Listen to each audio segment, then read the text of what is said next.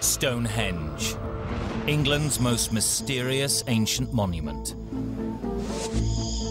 On a site older than the pyramids of ancient Egypt, 85 massive stones, some weighing more than 40 tons, stand guard on a remote and windswept plain. Why is it here? What is it for? How was it built? The answers are lost in the mists of time. Myth links Stonehenge to England's mysterious Druids, Celtic priests who are said to have practiced ritual sacrifices. This programme asks, who built Stonehenge? And unmasks the face of a man who may have helped build this astonishing ancient monument.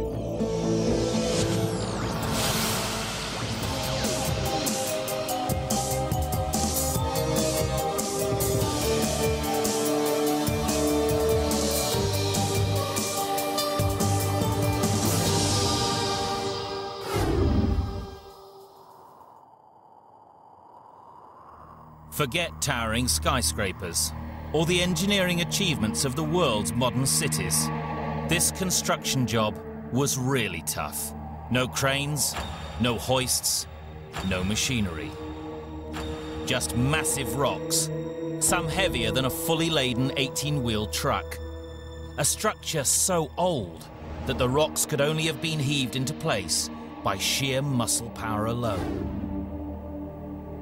Still standing thousands of years later, dramatic and alluring, Stonehenge dominates Salisbury Plain in the south of England. It has fascinated people since before recorded history and still captures imaginations today. Amazingly, unlike most ancient ruins, this is not a complete ruin. Today, it remains more or less how its architects wanted it to be. Very open plan, great ventilation, but a strong and ultimately long-lasting construction. Perhaps unsurprisingly, no one knows what such a design might have been for.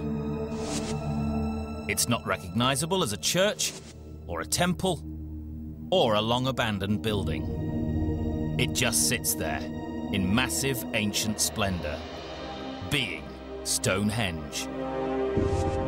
One thing it has done, over thousands and thousands of years, is fascinate all those who come here. To think the people that built this did all that they did to build it, it's tremendous.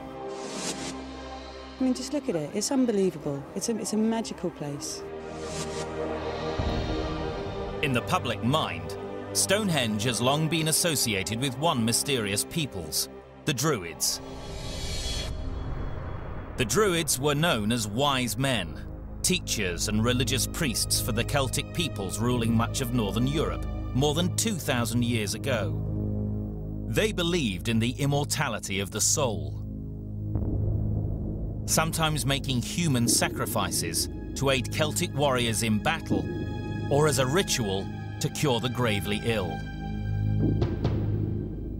Those claiming to follow the ancient Druid ways still meet here at summer solstice on the 21st of June, the longest day of the year when the sun rises directly into the heart of the circle. The monument's central axis aligns closely with the midsummer sunrise. Nowadays, these summer solstice celebrations turn into lengthy public parties. But in times past, long before the birth of Christ, these stones have probably witnessed real Druid ceremonies. Bodies have been found in this area, not the victims of Druid sacrifice, but human remains more than 4,000 years old. Could such bodies help solve the age-old mystery of who erected these stones? It is a structure that lies at the heart of an area of England, steeped in monuments to now long-forgotten pagan religions.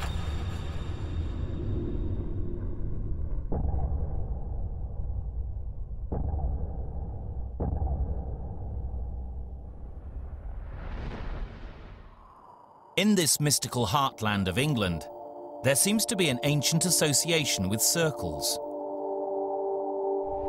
Mounds that are circular, circles of rock, and circular shapes from our distant past. And even today, mysterious links seem to flourish. The area is famous for crop circles, incredibly complex patterns appearing literally overnight in cornfields. People marvel at huge crop circles, made in the dead of night by a secret network of hoaxers, though some still credit their creation to alien visitors.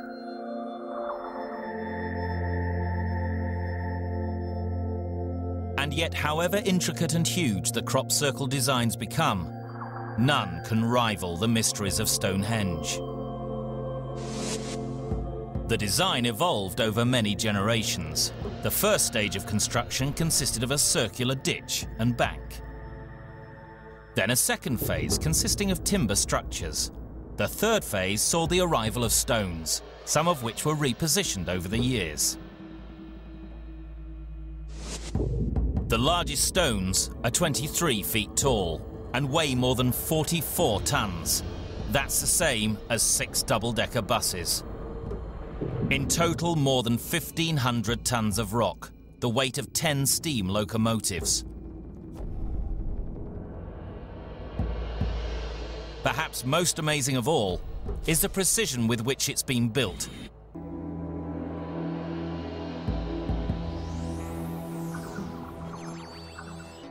At some stage in its creation, the circle of upright stones was topped by huge carved rock lintels. These huge lintel stones are nearly perfectly level, despite being built on sloping ground.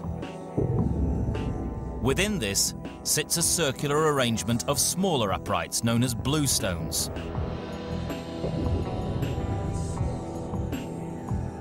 And in the middle is a horseshoe of the largest stones of all, a series of 3-slab constructions known as the trilithons.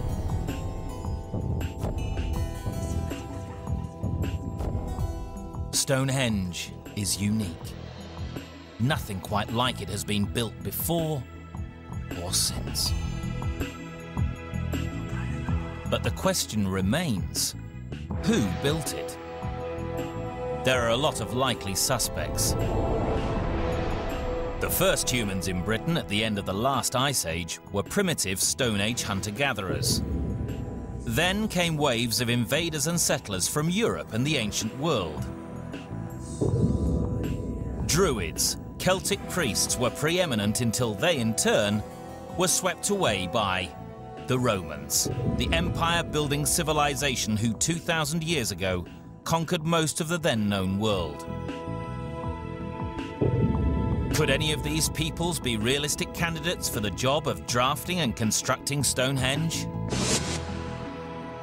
How can we decipher the available evidence to uncover who was really responsible? Discovering some exact dates will help. Stonehenge does not give up its secrets easily. But there are clues to be found, if you know where to look, deep under the stones. Early archaeologists found antler horns, pottery, and even human remains in the area. Modern radiocarbon dating offers new and more accurate dates to work with. Superseding less reliable tests of the past, scientists can now test artifacts like this antler horn to tell exactly how old it is.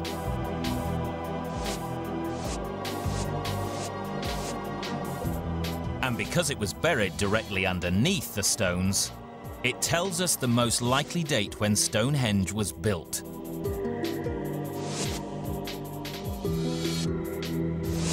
In tests published in 1995, scientists discover that some previous estimates had been wrong. The final phase of Stonehenge was older than they thought. It was built as far back as 4,000 years ago.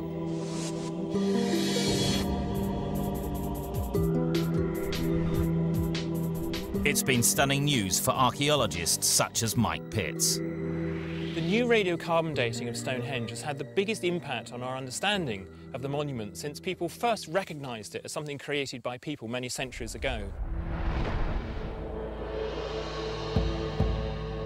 It's the first hard evidence of a date, and it rules out the Druids as possible constructors, who only came to Britain around 2,000 years ago. In fact, it eliminates many of the usual suspects. The search for the builders of Stonehenge needs to travel much further back in time. It's certainly not a Roman building. It isn't the work of the late-coming Druids, nor of the waves of settlers from all over Europe. Carbon dating proves Stonehenge is far older than all those civilizations, with the first phase predating the Great Pyramids of Egypt. So the tests suggest that Stonehenge is the work of ancient Britons, a primitive and little-known people. It seems unbelievable. 4,500 years ago, Britain was nearing the end of the Stone Age and the start of the Bronze Age. Its people were subsistence farmers, technologically undeveloped, and just starting to understand how to work with metal. How could such primitive people have pulled off such an incredible construction feat? Could the dates be wrong? Or is there other evidence suggesting these primitive individuals were indeed able to build one of the world's longest-lasting monuments? The evidence can be found in the very structure of the rocks, in the construction methods used, and by blasting Stonehenge-like rocks from the hills.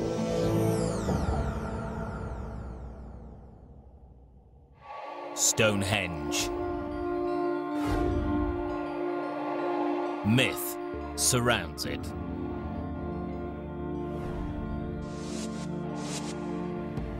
Of all the possible constructors, could our Stonehenge builders possibly have been late Neolithic, early Bronze Age man?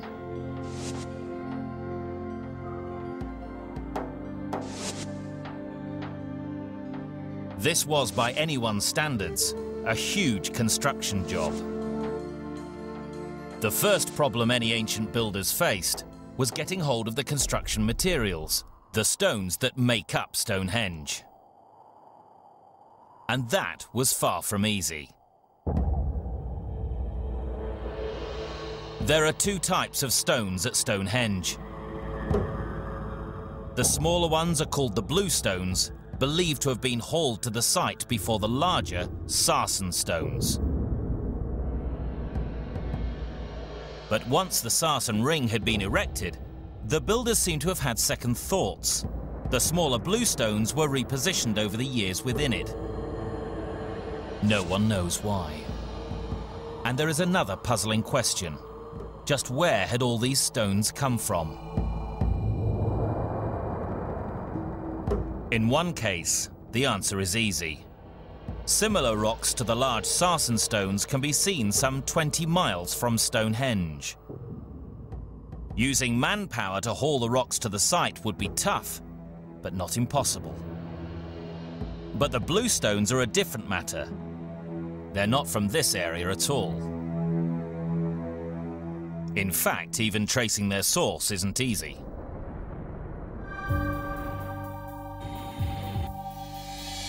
The clues to where they originated can be found with the rock experts at the British Geological Survey.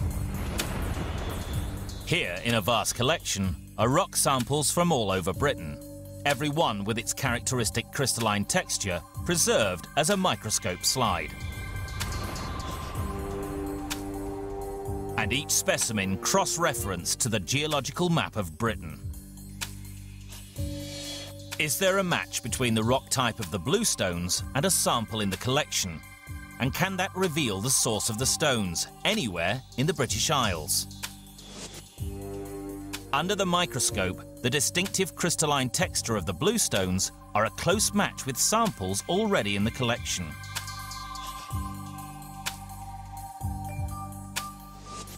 They can even be traced to one specific location, the Preseli mountain range in southwest Wales.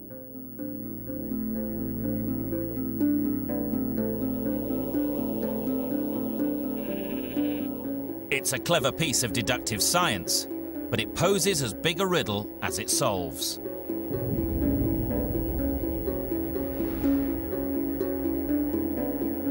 The Preseli Mountains are more than 200 miles away from Stonehenge. The journey begins in tough terrain, and then, just to make it tougher, involves crossing England's biggest tidal estuary.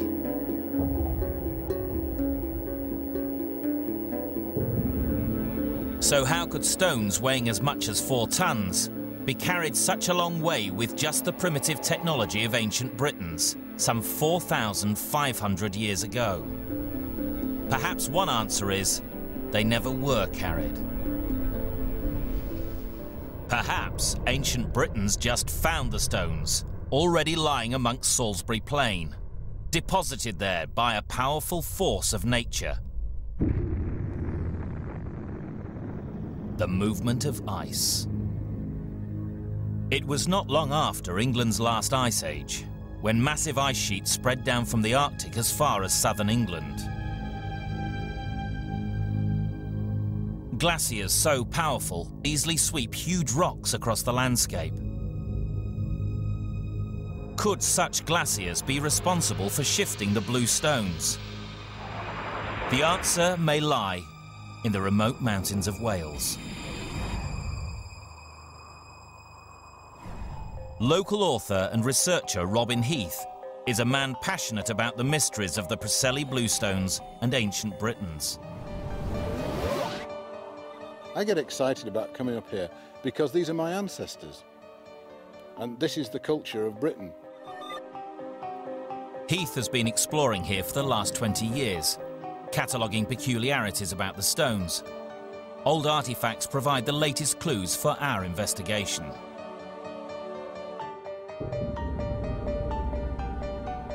Many of the stones here at Preseli have giant stone wedges stuck between them. Someone, at some time, has tried to prise them away from the rock face.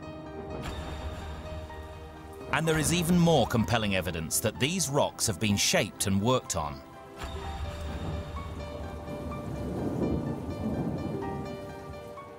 There are some stones that show evidence of being cut to size. And there are other stone tools being found by several people that appear to have been used for dressing the stone somewhat before its journey. Stone Age tools found nearby suggest that these rocks were being worked by men around the time that the bluestones appeared at Stonehenge. But the most clear evidence that the glacier theory is unlikely can be found at Stonehenge itself. There are no other bluestones to be found where the monument stands on the vast expanse of Salisbury Plain. And what sort of glacier would deposit only these few massive rocks and leave no other trace of its passage? The probable conclusion? It was our late Stone Age ancestors who transported those stones. Which begs the next question: how did they do it?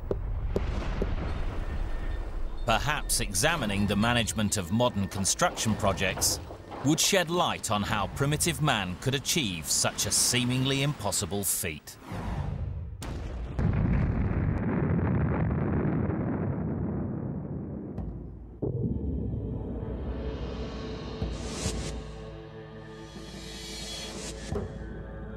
So far, we have learned of a newly confirmed date for the construction of the final phase of this fascinating World Heritage Site. A date which seems to prove that late Stone Age Britons must have built this incredible construction. And that these primitive people were somehow responsible for hauling some of the massive stones hundreds of miles across rough terrain and tidal estuaries.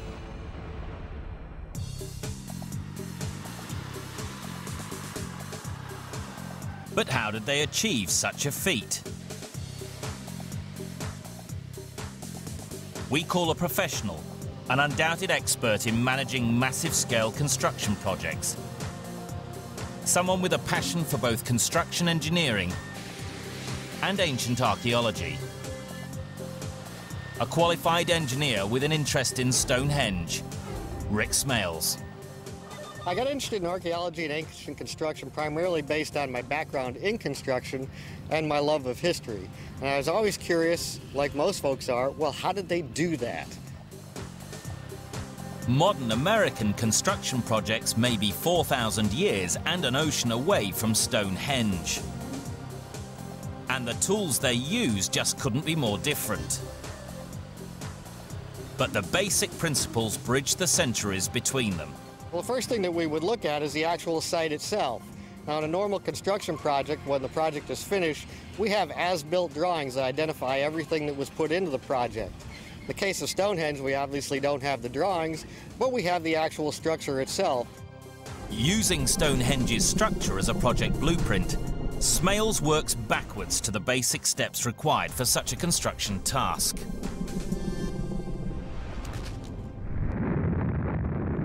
Step 1. Get the construction materials to the building site.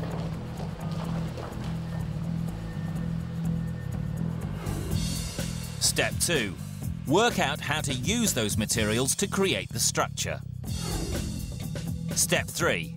Calculate how much labour all this involves. Using Smales' 3 steps, it may be possible to work out how Stonehenge was built.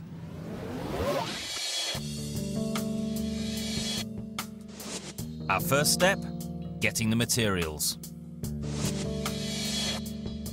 The 40-ton sarsen stones are relatively easy.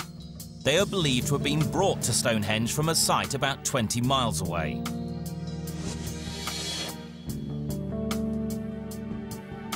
How did ancient Britons move such massive weights?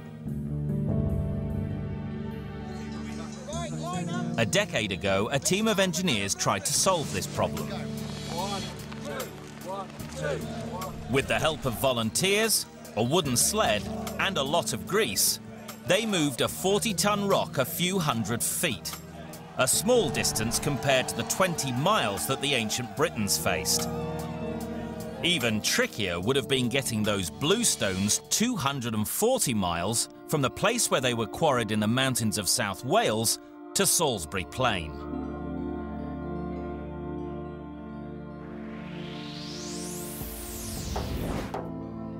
It's something Robin Heath has a theory about. Well, as an engineer, you want to get the stones onto water quickly. In prehistoric times, if you could have got it down to the Cleddau River, 3 miles away, you've then got water most of the way to Stonehenge. Could Stone Age people possibly have had the technology to carry these 4-ton rocks over water? And can a test be devised to see if such a feat was truly possible? A boat needs to be built, but what type? Archaeological evidence suggests that people from the Stonehenge era used a variety of different types of boats. The most common were log boats, a type of dugout canoe cut from an oak tree. Is it possible that these log boats could carry the sort of heavy stones required in the construction of Stonehenge? An unusual discovery at Shardlow Quarry in England's Midlands in 1998 offers evidence that they could. When a flood washed away the mud from what appeared to be an old tree stump, something unusual appeared. Where a river had once been, emerged the remains of an ancient Bronze Age logboat. Even more interestingly, the boat was carrying an unexpected payload, more than half a ton of quarried rock. So, a logboat seems the logical choice for this rock-carrying demonstration. And that would require a very large tree.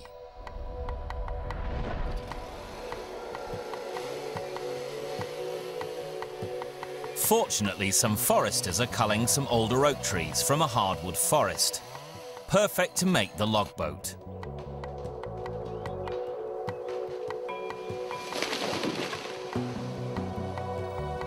Now there is a log, it needs to be sculpted into a boat.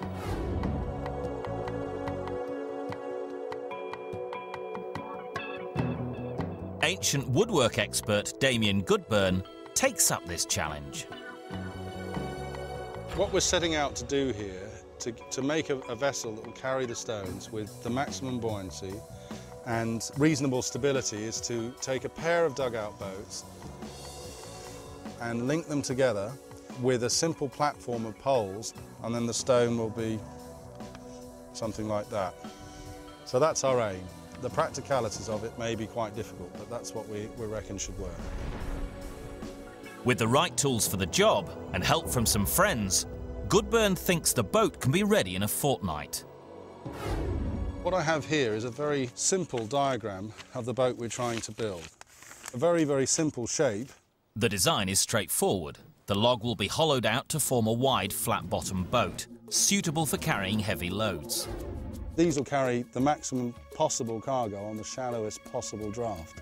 So it seems to me this could be an ideal early Bronze Age barge for moving heavy weights, which is what we're about.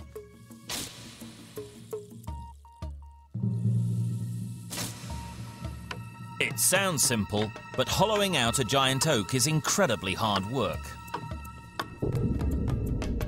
The first task is to cut the top of the log, a technique called splitting, which uses chocks of wood to cleave apart the heavy oak.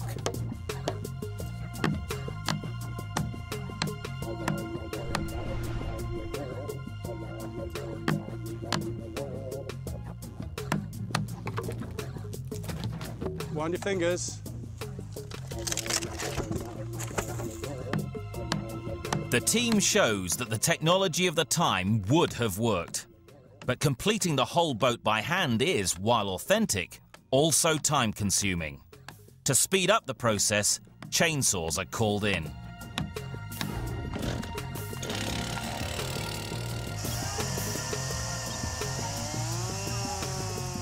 The boat's construction is well underway. It's almost ready for its two greatest tests. Will it float? And can it carry a Stonehenge-sized stone?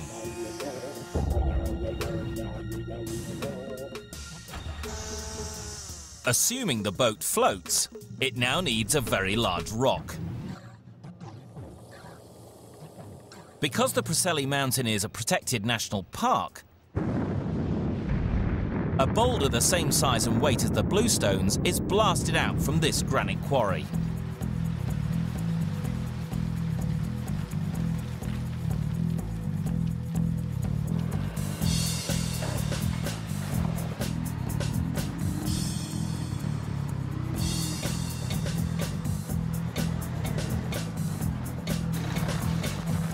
A substantial crane lowers the massive weight onto a sled at the boatyard. The team suddenly realizes what an immense task they've taken on. It's clearly going to be too much to balance such a load on one finished logboat. To make it work, another logboat built by Damien 14 years ago is standing by. If the team doesn't get the boat finished soon, they will miss the high tide, essential for launching the heavy weight of the boat. The plan is to lever the boat over oiled skids and slide and pivot it down to the water's edge.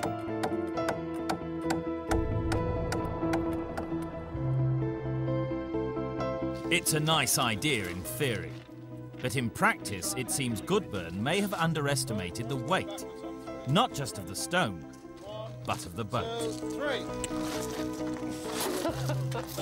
1, 2, 3. Eventually, with some extra effort, the logboat begins to gather some momentum. Keep pulling, that's it, stop. Right. But not for long. The team is worried about the jetty not holding up under the 1-ton weight of the boat. These Just fairly rotten 3x2s, and I'm not sure that's going to take a ton weight. Never had this trouble in the Bronze Age. Wasn't any sawn planking. 1, 2, 3. Are you pulling? No, we were pushing on these ropes. That's why they. That's why they stayed straight. Okay. Are you ready? Brushing aside the problems with the precarious jetty, Goodburn decides that one last push should be enough to launch the boat, and instructs the chainsaw operator to get in and row. Okay, hold the gun off. Nice one. It might not have been the most elegant of launches, but the logboat now safely floats in the water. The team doesn't have time to waste. They still need to launch the other boat and lash the two together.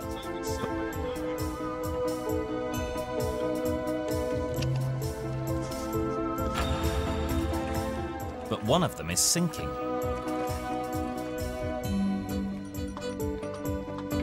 Undeterred, the team presses on with lashing the boats together, which involves drilling holes in the side of the boat. That's done.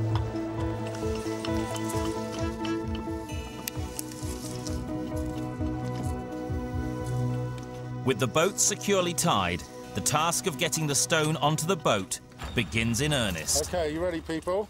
Yep. 1, 2, 3.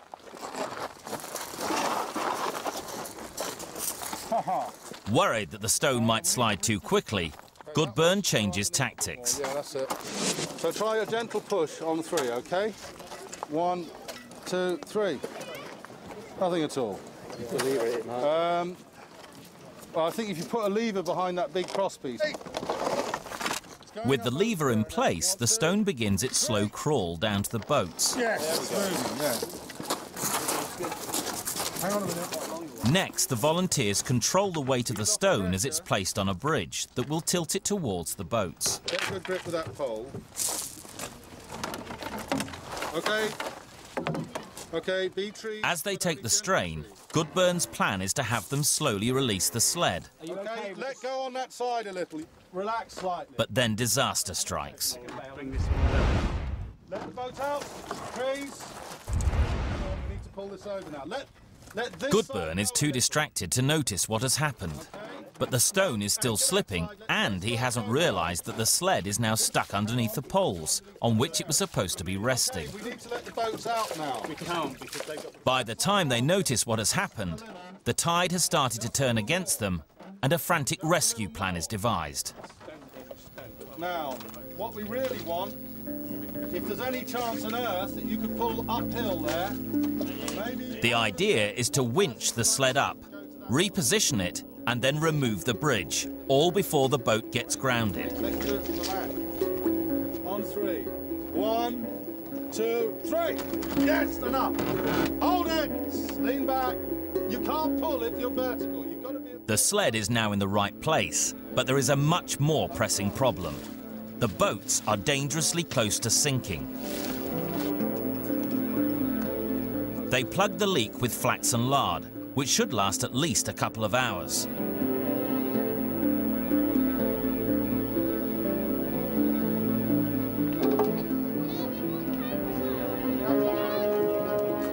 With the boat temporarily repaired, it's time to remove the bridge.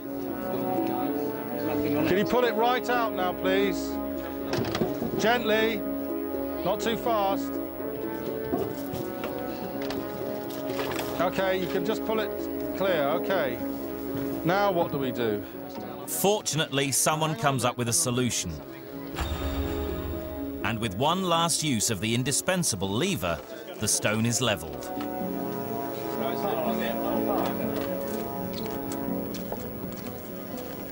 That's the one.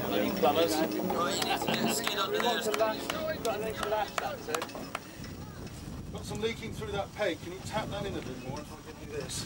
But only gently, okay? But with the leak still threatening to sink the boat, it's time to get afloat and run the experiment.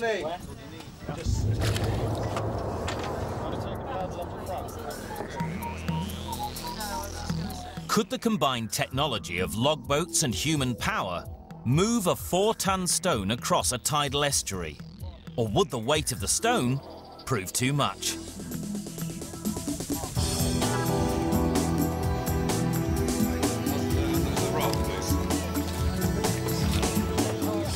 We have proved beyond doubt that Britons in the period between the late Stone Age and the early Bronze Age could have moved blue stones from Wales to England to build Stonehenge. But this exercise was easy. It was made comparatively simple with the aid of modern tools to make just one boat, to move just one stone, a few hundred yards on calm waters. Our ancient cousins seemingly built boat after boat and moved stone after stone, hundreds of miles across open sea. The scale of investment of time, human effort and ingenuity is almost beyond comprehension, and this from a supposedly primitive people. Their job was not yet over. 1, 2, 3, whoa! Once the stone arrived on the site, it still had to be raised. This is step 2 in Smale's guide to how to build Stonehenge. Back at the attempt 10 years ago, the team of engineers thought that this could be done most efficiently using a ramp to provide a pivot point.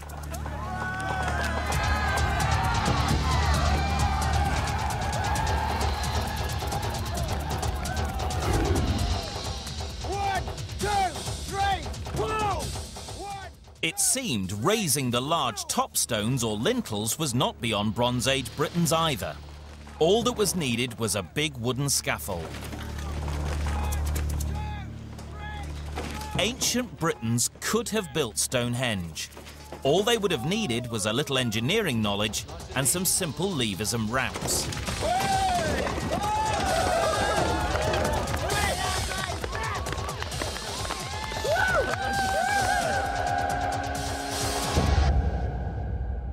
Armed with all the data, can Smales calculate just how many man-hours of labour it would have taken to carry out all the work?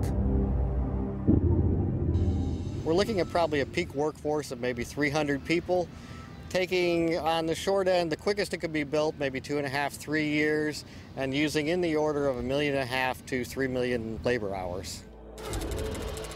The work may have been spread out over generations, much like a medieval cathedral. But what could have possibly motivated them to undertake such a huge project?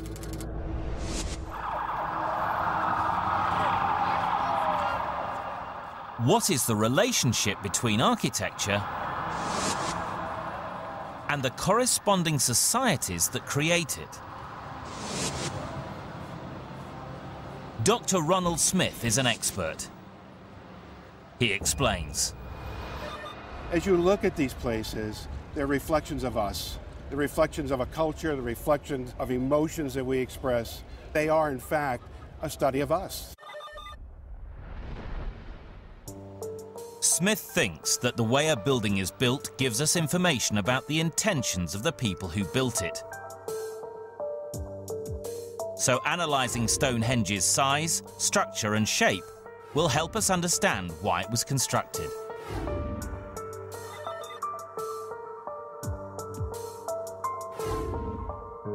Smith explains his theory with a modern example, Las Vegas. Why, for example, are all the buildings so big?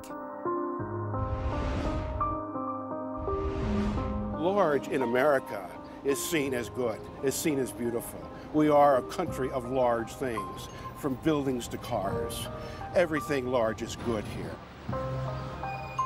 An interesting theory. But then when you start to look around, you realise that people do interact with buildings and structures in an emotional way. So going back a few millennia, was there something about the size of the stones at Stonehenge that reflects why the monument was built? The great appeal of Stonehenge, the size of these huge stones. It's a place to celebrate, a place to worship, a place to acknowledge something greater than what is human, something bigger than what we are, bigger than the tribe, bigger than the community. It follows that the size of the stones then might have been designed to tower over the worshippers, reminding them of an omnipresent God, just like cathedrals through the ages. Stonehenge, as a religious site, is also a theory favoured by Mike Pitts. They weren't accountants. Stonehenge was not a housing estate. It was a religious monument. Perhaps the mountain, the Braccelli Hills, was a sacred mountain, and there was something about the rocks on it that, when they brought them to Salisbury Plain, allowed them to bring something of that magic into their own world.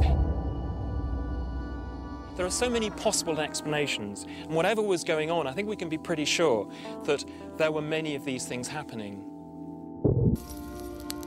All this new information starts to reveal that ancient Britons at the time of Stonehenge might not be the primitive people we once thought them to be. In the probe into the origins of Stonehenge, it's been established that its builders had solved difficult engineering problems and coordinated construction on a massive scale. Have the abilities of these ancient Britons been underestimated?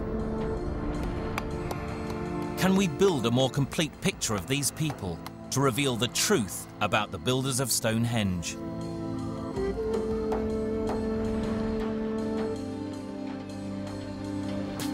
In April 2003, construction workers unearthed human remains at Boscombe Down, just 3 miles from Stonehenge. Flint arrowheads found with the bodies earned them the nickname the Boscombe Bowmen. Could they offer evidence about the people who were alive when Stonehenge was built? Andrew Fitzpatrick is from Wessex Archaeology. To start with, it didn't look all that special. It was only as the excavation was done that we realised there was something very unusual about the grave.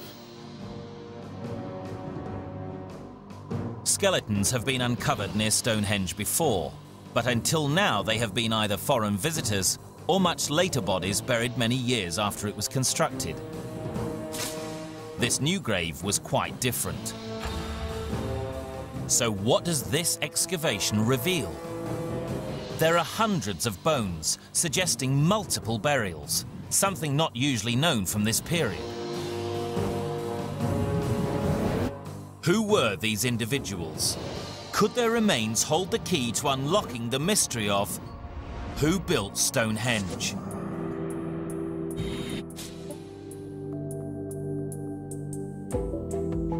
The next clues about this unusual burial came from Jackie McKinley, a forensic pathology expert.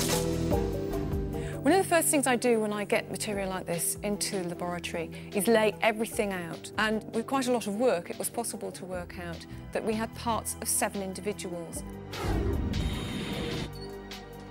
But why had they all been buried together? A closer investigation of the bones reveals that this was probably a family grave. Unfortunately, the condition of the bones means that a genetic test is out of the question. Is there another way of uncovering the relationship between the bodies? The breakthrough comes from a new test. It's capable of identifying the likely location where people were born by identifying chemical markers absorbed in the teeth. Could the forensic teeth test tell us if the bodies had come from the same place? The technique traces chemicals taken up by tooth enamel during childhood to reveal where someone was brought up. These traces come from the food we eat, the water we drink, and from the general environment. The teeth enamel is tested for 2 separate chemicals: levels of oxygen isotopes and the isotopic levels of the element strontium. Each reading is compared to a map of known levels of oxygen and strontium and reveal the locality that has left these chemical fingerprints in the teeth.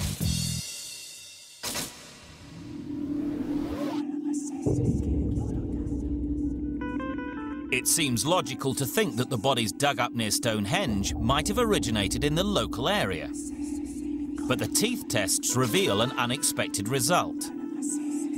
The people buried thousands of years ago in this mass grave had all grown up in a location more than 200 miles away from Stonehenge. They had originated in South Wales, the location from where the Stonehenge bluestones had all been hauled. It is a link that fascinates researchers such as Andrew Fitzpatrick. We think that these men come from Wales, and the obvious thing with Stonehenge is that many of the stones come from Wales.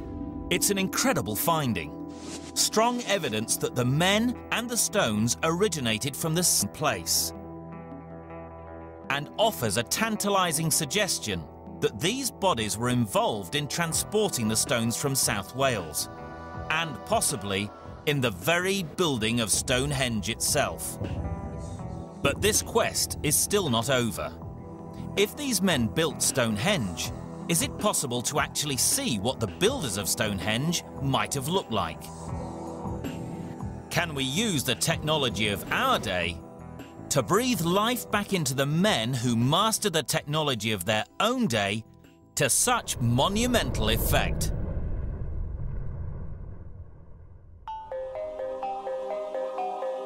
Taking the most complete skull, we conduct a unique experiment on a 4,300-year-old Stonehenge man. His bones are scanned into a computer, creating a three-dimensional image of all the skull fragments. And the computer calculates just how to rearrange the pieces of bone into an anatomically correct order. Then it is up to the facial reconstruction team to try and assemble the jigsaw puzzle into a fully formed face. Here at the University of Manchester, experts use this new technique. Skilled facial anthropologists use advanced software to build layers of muscle. The system allows the operator to feel the contours of the skull, layer by layer.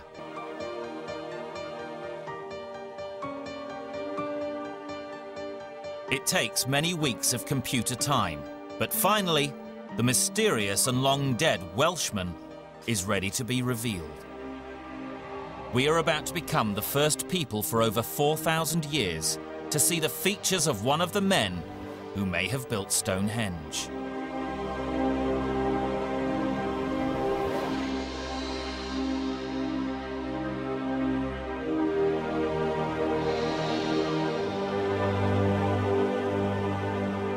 The journey to uncover the builders of Stonehenge has ranged from England's Salisbury Plain to the mountains of Wales.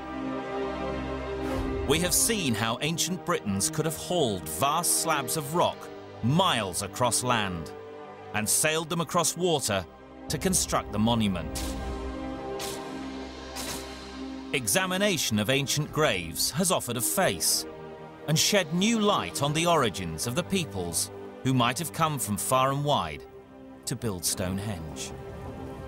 What the new science is telling us is that people were moving about, not just within Britain, but clearly all over Europe.